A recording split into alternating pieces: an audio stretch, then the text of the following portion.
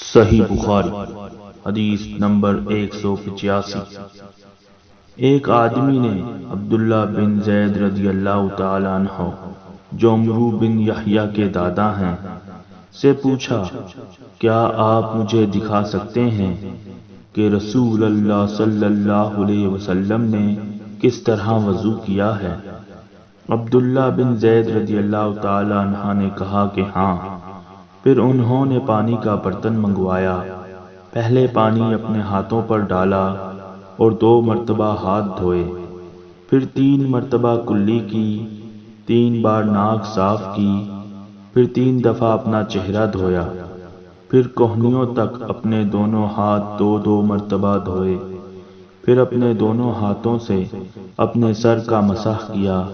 اس طور پر اپنے ہاتھ پہلے آگے لائے پھر پیچھے لے گئے، مسح سر کے ابتدائی حصے سے شروع کیا، پھر دونوں ہاتھ گدی تک لے جا کر وہیں واپس لائے جہاں سے مسح شروع کیا تھا، پھر اپنے پیر دھوئے۔